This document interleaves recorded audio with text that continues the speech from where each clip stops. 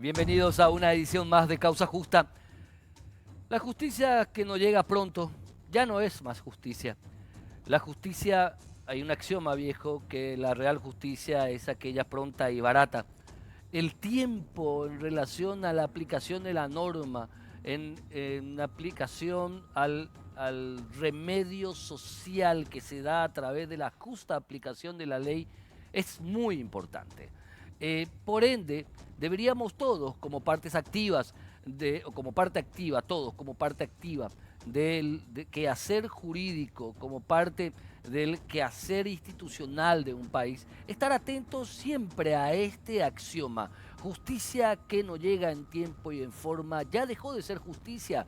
Por ende, no solamente habría que revisar los plazos procesales, habría que revisar también la manera en que se aplican los mismos, no solamente por parte de los administradores de justicia, los jueces, los camaristas, los tribunales, sino también por parte de los propios abogados, por parte del gremio del derecho y también por parte de los justiciables, pero estos últimos, hacer una parte integral de los expedientes, no tienen la parte activa del expediente, eso corre por cuenta de los abogados, fiscales, miembros de los tribunales. Es muy pertinente insistir en esto. A lo largo de 11 años insistimos en llegar a un estado ideal en donde la justicia en el Paraguay te pueda garantizar que en algún momento tengas respuesta a lo que vos planteaste o que tengas una salida, si es del caso, que vos como individuo seas la persona que estás procesada, que estás procesado.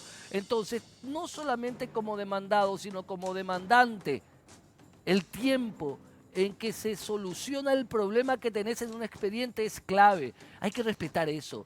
Porque, insisto en esto, no podemos más tolerar casos que duran 10, 15, que duran 16, que duran 18 años, que duran 20 años. Eso no es justicia. Eso no presenta a nuestro país como un país institucionalizado, no presenta a nuestro país como un país en donde las reglas estén claras. Y realmente, hasta es una pena al seguir insistiendo luego de más de una década de estar al aire en Causa Justa por Unicanal sobre este ítem, significa que poco se ha avanzado. Es por eso que nosotros insistimos que más que nadie, o no importando quién esté al frente de las instituciones que hacen a la Administración de Justicia, si es que no tenemos una solución de fondo a esto puntual, el tiempo en donde se resuelven los problemas en los expedientes, en donde los plazos procesales están pero no son respetados, vamos a seguir teniendo una imagen muy diluida a nivel internacional en un país en donde la justicia no está llegando a tiempo. Por ende, ya no es más justicia. A la vuelta del corte, el primer tema del día de hoy.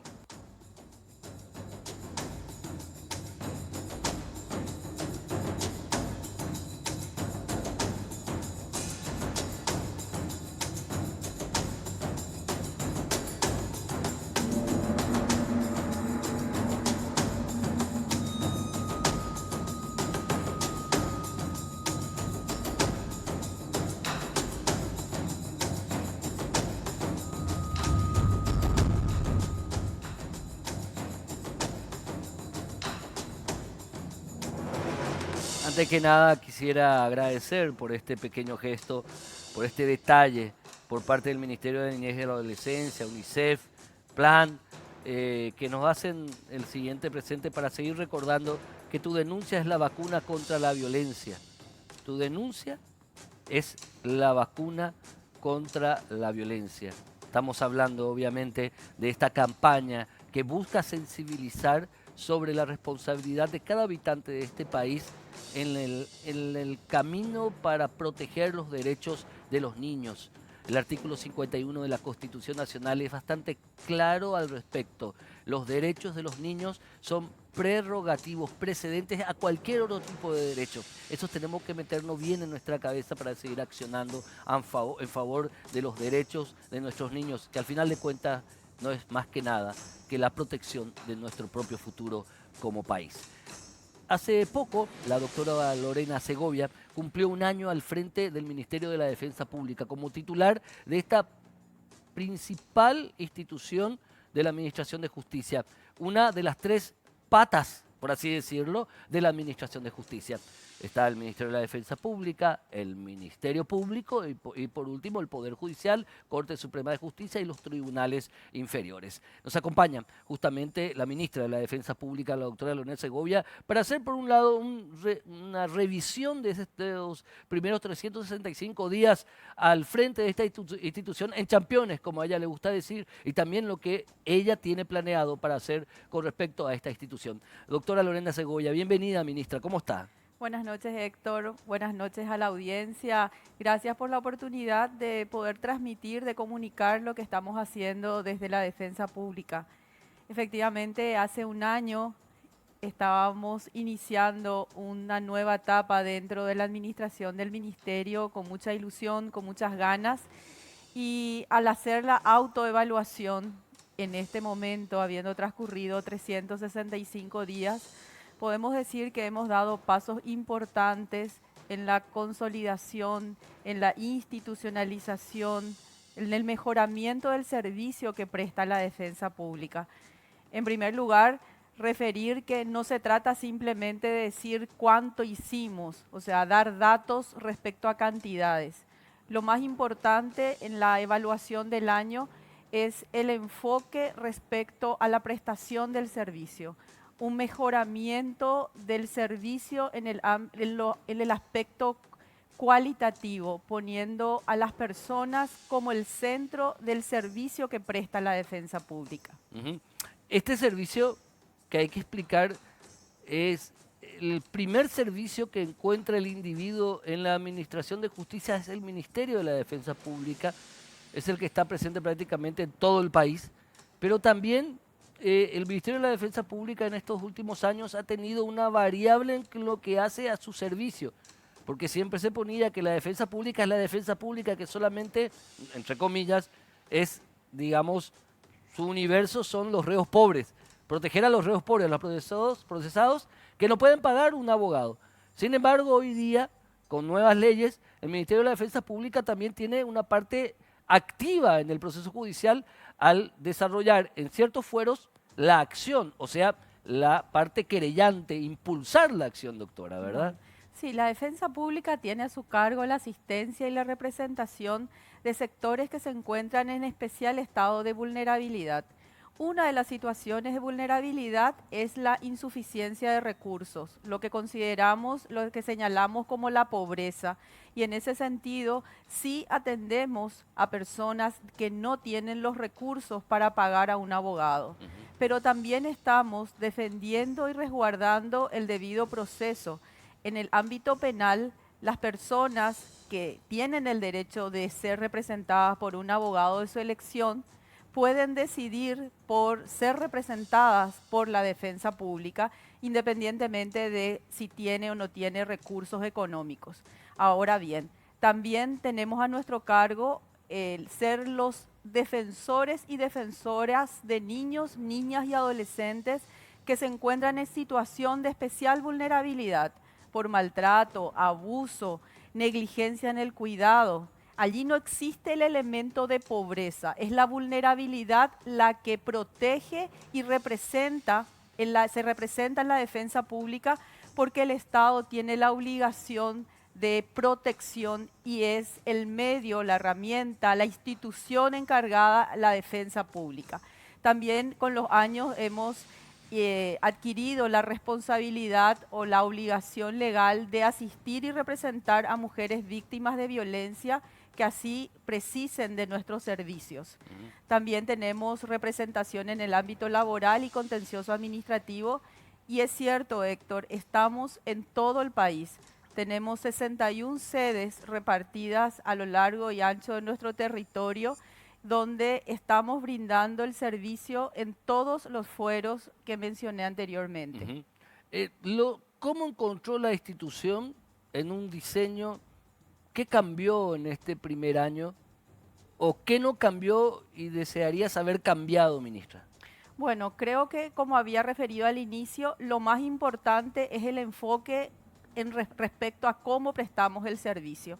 Una mejora en el aspecto cualitativo, poniendo como centro a las personas. Cuando hablamos de que somos una defensa pública en Championes es porque consideramos de que esa cercanía, esa defensa pública cercana, humana, que se acerca y no que espera que la persona llegue al escritorio. No somos una defensoría de escritorio. Y cuando uno sale a la calle, cuando sale a proteger, a buscar los medios para garantizar la integridad física y psicológica de las personas en su momento, tiene que andar rápido y pronto.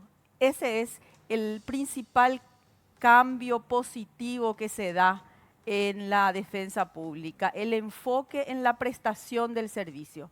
A partir de ello, cuando se tiene en claro que todo el servicio que se puede prestar tiene como centro a la asistida, a la persona que recurre a nuestros servicios, se da por añadidura una mejor diligencia en la prestación, una mejor, acortando los plazos, como habías referido en el editorial, buscando que realmente la justicia sea pronta, porque esa es la justicia que se espera.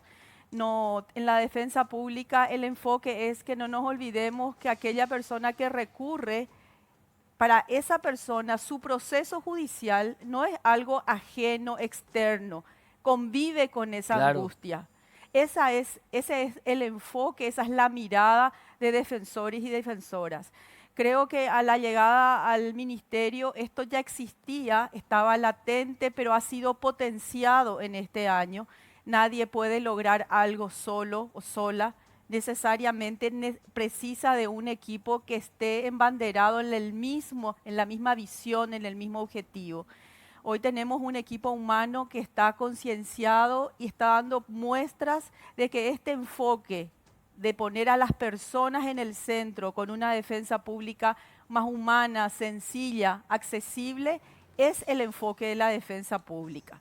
A partir de ello, sí, hemos tenido una actividad muy importante dentro del sistema judicial.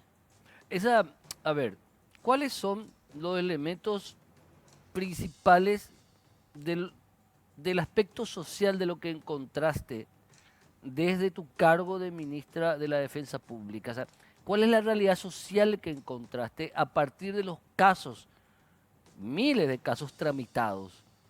Bueno, nosotros hemos priorizado dos ámbitos. Por un lado, la situación de niños, niñas y adolescentes en situación de especial vulnerabilidad, y dentro de estos, los niños y niñas institucionalizados en hogares de abrigo, por un lado, y por el otro lado, las personas privadas de libertad. El año pasado, en el segundo semestre, hemos obtenido la libertad de 1.760 personas, en un número muy importante respecto a lo que otros años había obtenido. Y hemos peleado, aun cuando no lo hemos logrado en todas las oportunidades, que realmente ninguna persona privada de libertad dentro de un proceso que no está condenada de prisión preventiva esté en prisión más allá de la pena mínima, del tiempo que le correspondería como pena mínima. Esa ha sido una lucha que, si bien no hemos logrado en todas las oportunidades, sí hemos obtenido éxitos en varios de los expedientes.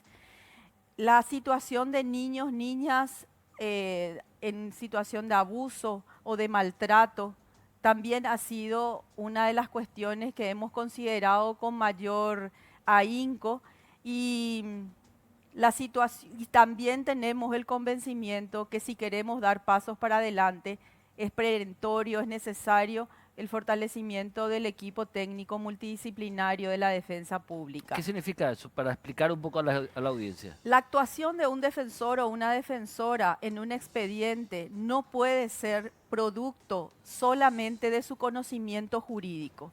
Cuando nos encontramos ante una situación de hecho que comprometa o en el cual esté presente un niño, una niña, un adolescente en situación de abandono, de maltrato, requerimos como defensoras y defensores la asistencia de psicólogos y de trabajadores sociales, personas que desde el conocimiento específico de sus áreas profesionales nos puedan orientar respecto a qué decisiones podemos tomar que sean las más conducentes, que sean las que realmente propicien la situación, el bienestar físico y psíquico de los niños, niñas, adolescentes. No es suficiente un conocimiento jurídico para prestar un buen servicio dentro de la defensa pública. Hoy apenas estamos llegando a 90 personas entre psicólogos y trabajadores sociales. Esa cantidad resulta insuficiente porque están atendiendo todos los fueros, no solamente el de niñez. Nosotros necesitamos una jerarquización del trabajador social, del psicólogo, de la psicóloga, que se refleje en su remuneración. Además de ello, necesitamos más personas en estas profesiones que nos ayuden a los abogados y abogadas a tomar decisiones correctas, considerando la realidad particular de los niños, niñas y adolescentes, por ejemplo.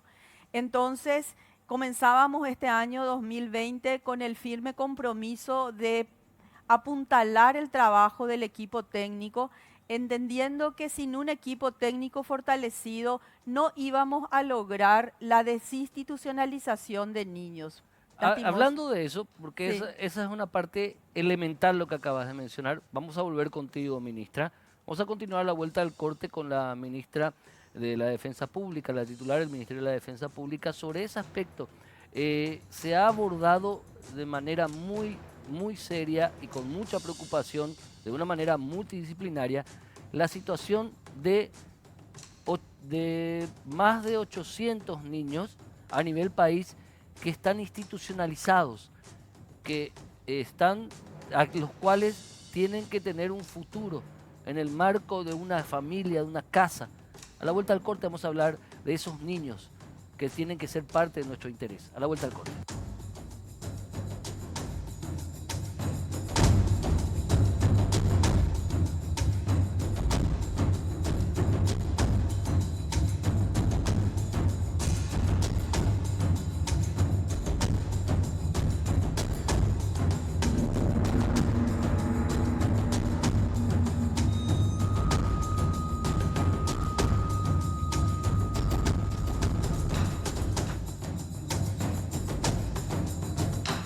Volvemos con la ministra de la Defensa Pública, la doctora Lorena Segovia, cumpliendo el primer año al frente de esta institución.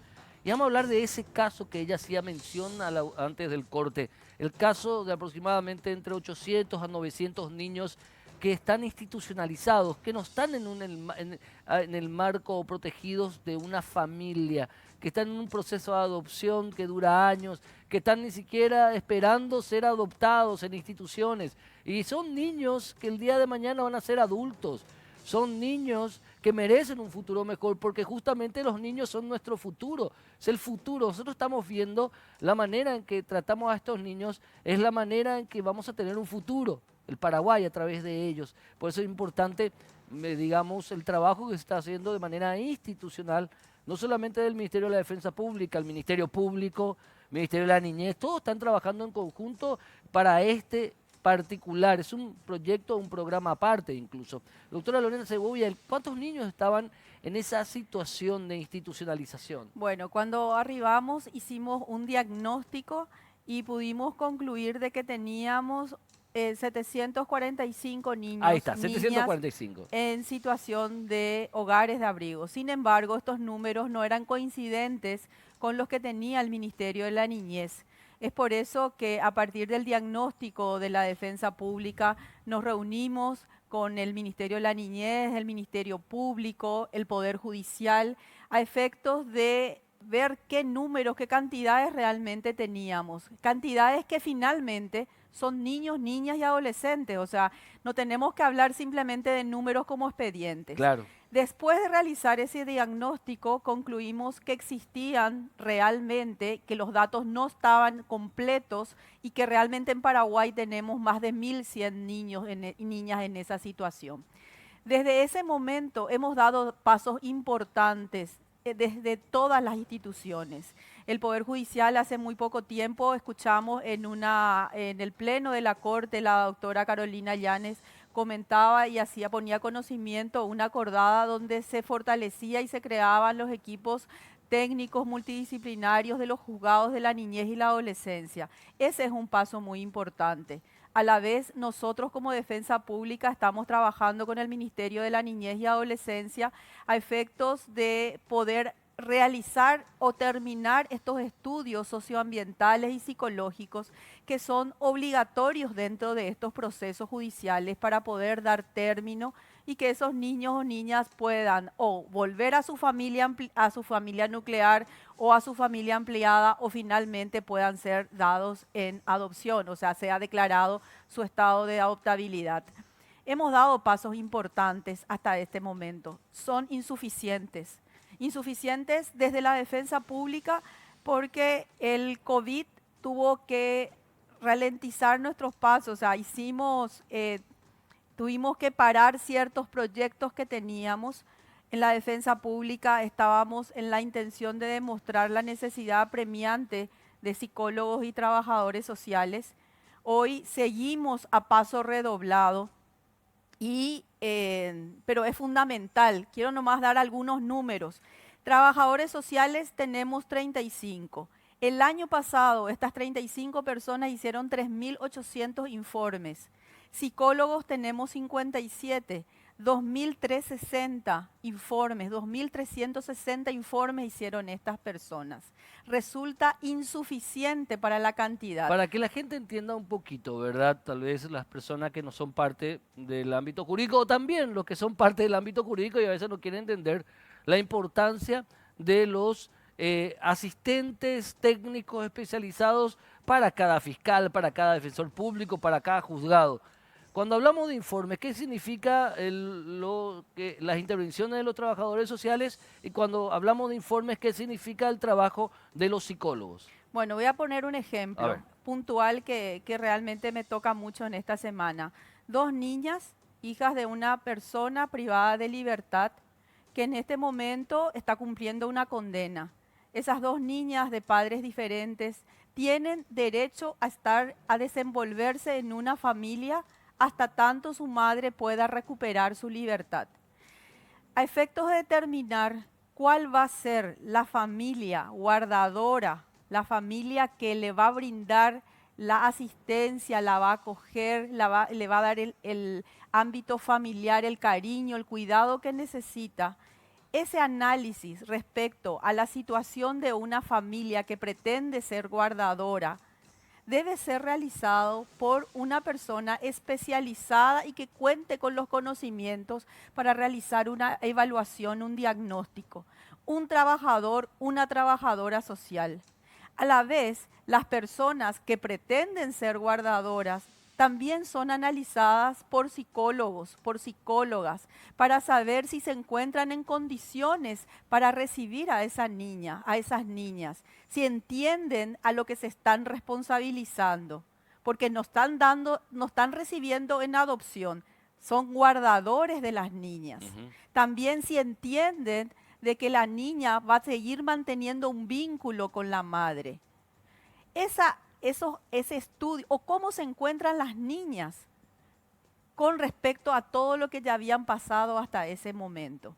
Ese análisis, esas conclusiones que le permiten a la defensora o al defensor tomar una decisión, son producto del conocimiento, de la experiencia, de la profesionalidad de psicólogos y de trabajadoras sociales.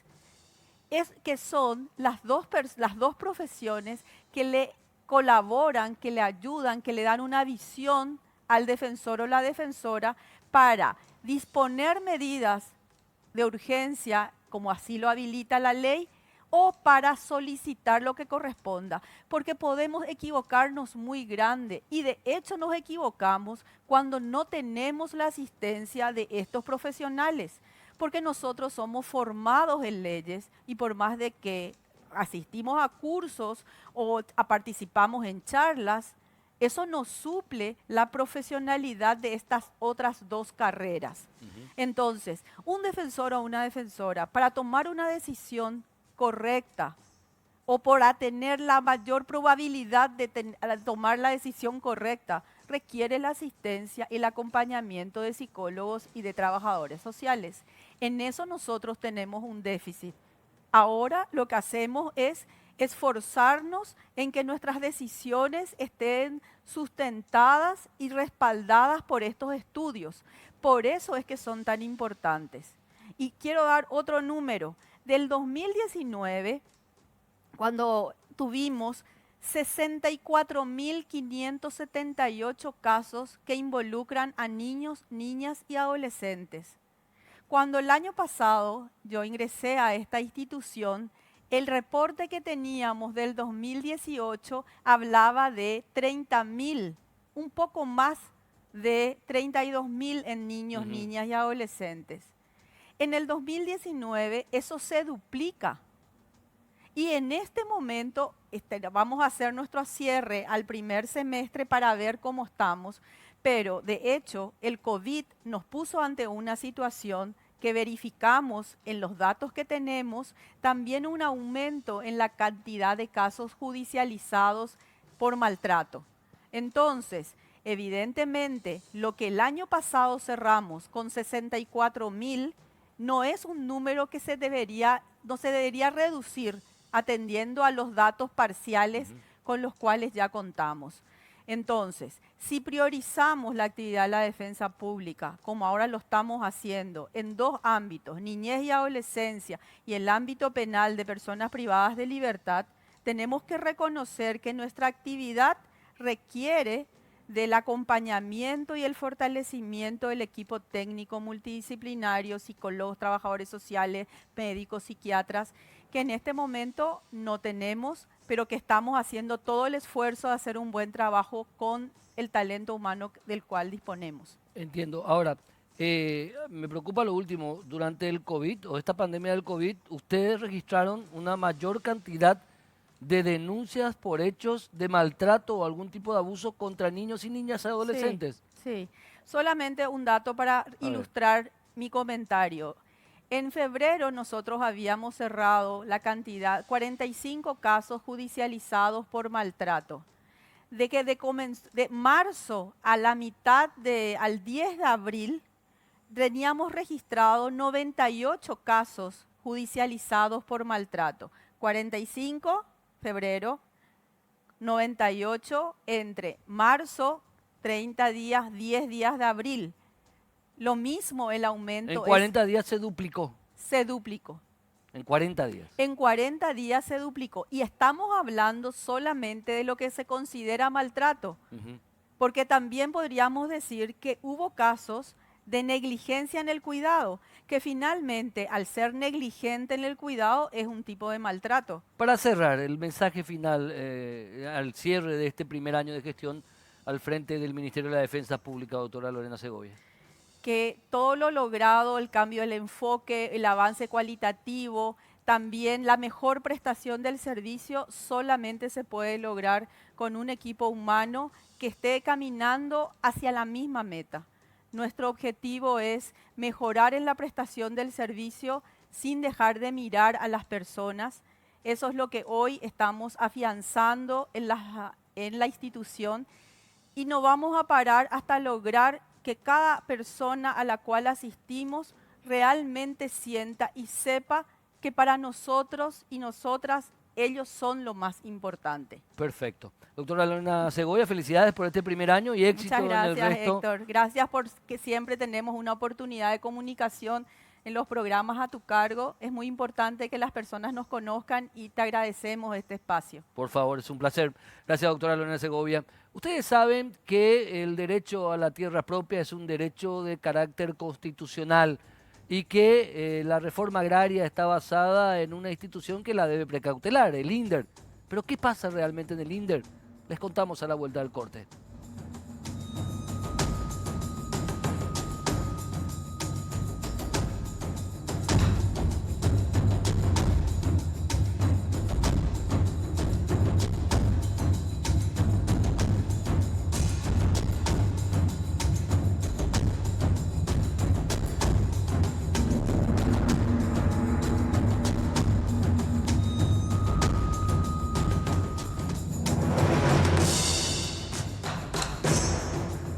Tanto se ha hablado de la reforma agraria, en la Constitución Nacional se habla del derecho al acceso a la tierra propia, hablando de que es una causa, un concepto de una profunda raíz social, en donde habla de la igualdad a través justamente de darle la oportunidad a aquellas personas de estratos sociales para que diferentes que puedan acceder a la tierra propia para labrarla, para construir un futuro.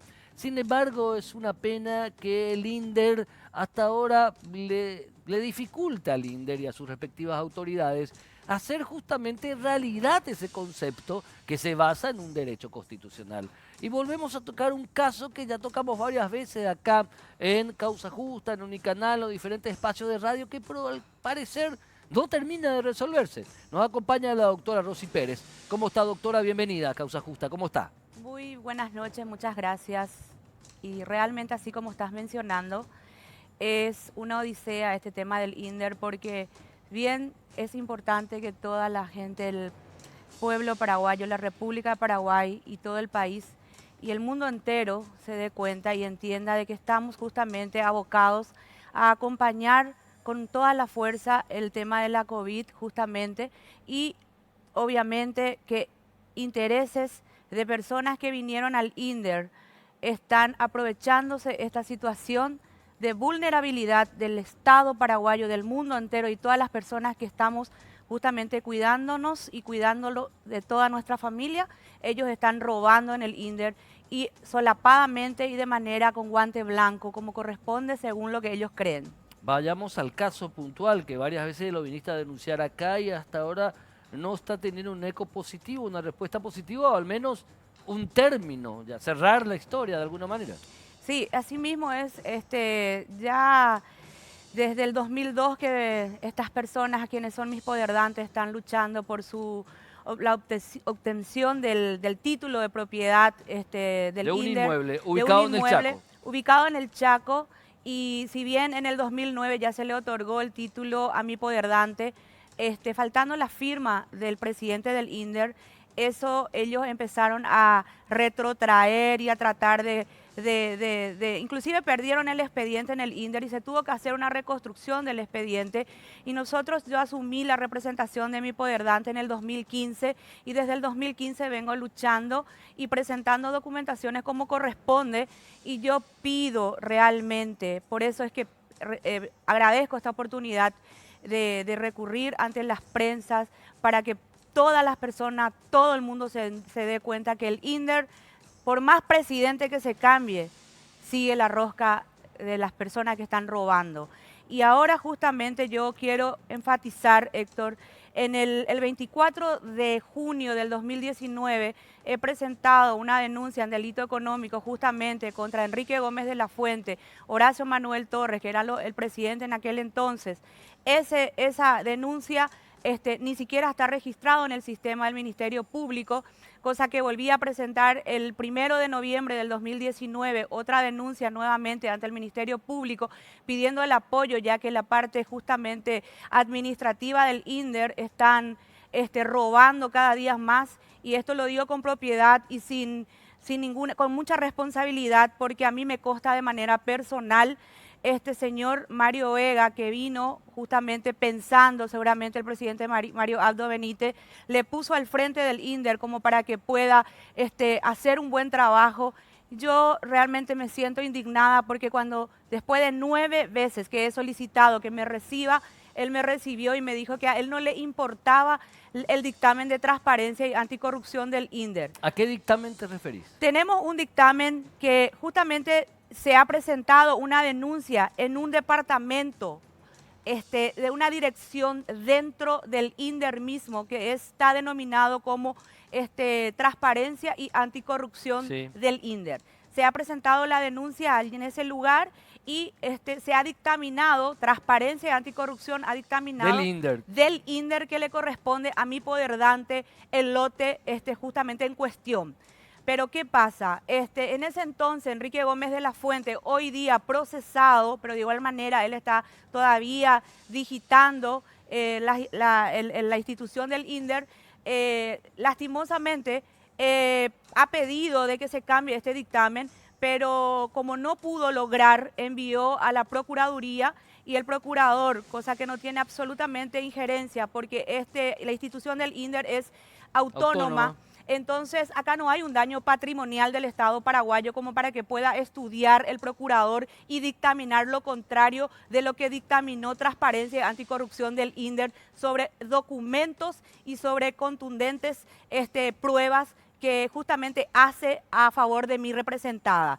Es importante destacar de que el 20 de diciembre del 2018, in situ, en el lugar, en Soldado Guaraní, en el Chaco, se fueron a quemar la casa de mis representadas y de mis representados y han quemado la casa con toda la desmalozadora, la topadora, inclusive con personas que estaban adentro, ¿verdad? Solamente que ellos tuvieron que correr por su vida y refugiarse.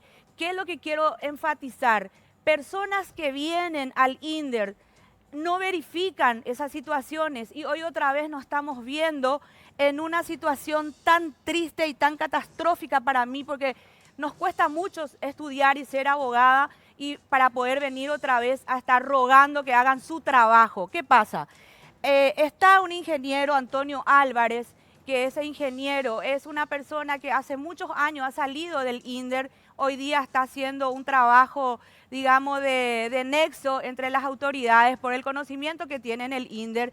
Este señor Antonio Álvarez le presentó al presidente del INDER, Mario Vega, al señor César Valdés, y este señor César Valdés está hablando por teléfono, yo tengo registrado el número de teléfono, están comunicándose en este momento de la pandemia para poder negociar para que el dictamen de la asesoría jurídica, luego de haberse ya dictaminado en Transparencia, vuelve otra vez este presidente a solicitar que haya otro dictamen otra vez y hoy por hoy la doctora, la abogada Blanca Arana, no está pudiendo hacer su trabajo como corresponde porque le están presionando para que dictamine en contra.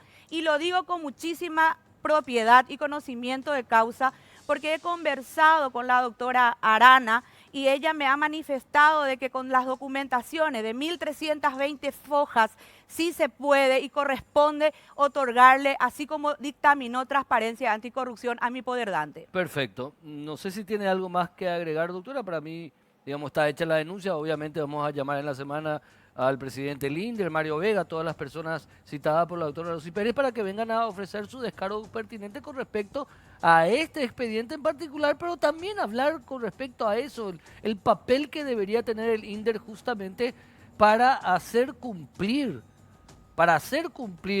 el derecho constitucional del acceso a la tierra propia, que es tan lindo en la Constitución Nacional, pero realmente al parecer medio se complica por el camino por A o B factores. Y, digamos, toda denuncia tiene que tener una respuesta. Esperamos esa respuesta por parte del INDER en la persona de su titular, el presidente Mario Vega. En esta instancia ahora estamos esperando entonces un nuevo dictamen de la dirección jurídica del INDER. Un nuevo dictamen de la dirección jurídica del INDER y realmente esta señora le ha recibido al intendente de Catuete, Julio César Brites.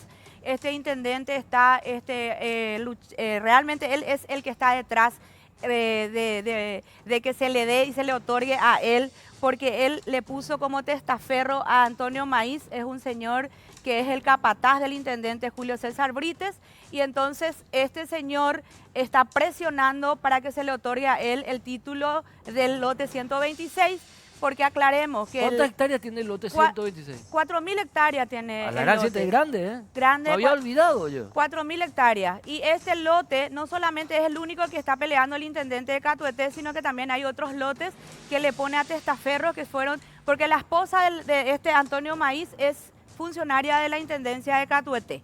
Entonces tenemos forma de demostrar, hemos presentado inclusive esa documentación en el INDE y algo mucho más grave que realmente es importante que todo el Paraguay sepa y que Marito también se entere. No ha abonado ni un solo guaraní Antonio Maíz por este lote y sin embargo ya se le ha otorgado el título de propiedad a favor del señor Antonio Maíz, sabiendo de que ya se le ha otorgado a mi poderdante.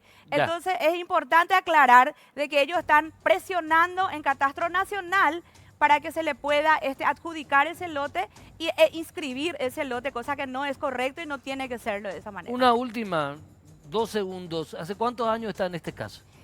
Personalmente hace 5 años que estoy luchando, ¿Y el pero esta caso cuánto gente tiene? están desde el año 2002, Héctor. ¿2002 o 2012? 2002. 2002. Desde el año 2002.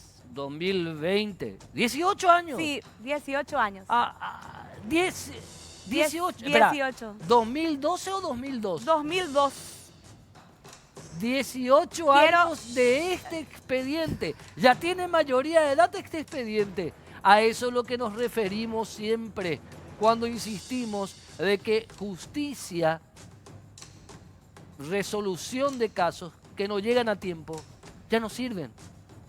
El tiempo es importante en este tipo de construcción institucional y debemos aprender que vamos a ser un país considerado serio en la medida en que los tiempos realmente, procesalmente hablando, se cumplan y un expediente se pueda cerrar en tiempo y en forma. Así nomás, en tiempo y en forma, ni más ni menos. Bueno, muchas gracias, doctora Rosy Pérez. Muchas gracias, Héctor, y pido y solicito, por favor. Ya. Gracias, doctora. Gracias, doctora Rosy Pérez, por el tiempo en televisión. Muchísimas gracias. Nos encontramos el próximo miércoles, como siempre, un placer. No se olviden, el programa va otra vez también siempre los domingos a las 19 horas. Pero hoy miércoles estamos con ustedes, como siempre. Chao, chao.